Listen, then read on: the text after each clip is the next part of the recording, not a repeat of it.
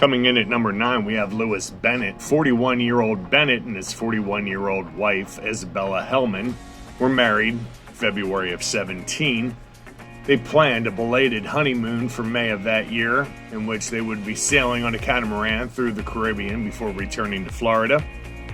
On May 17th of 17, the couple chartered a course from Varadio, Cuba, back to Florida. However, Bennett claimed the vessel was on autopilot, and Hellman took watch as he slept.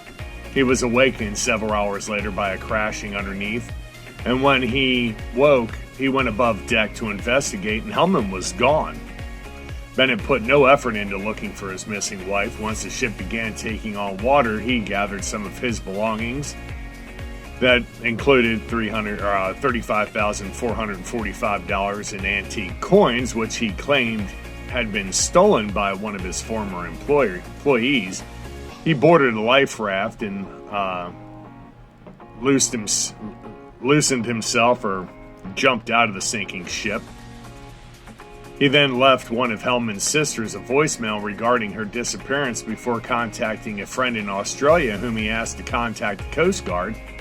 Sadly, despite the 4,900 square mile, or 12,690 square kilometers, in that search, Hellman's body was never found.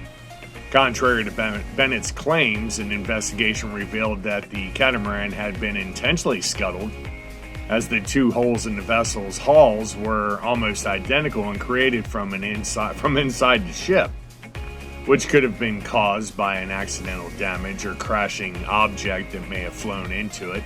Additionally, the hatches were left open in order to intentionally sink the boat.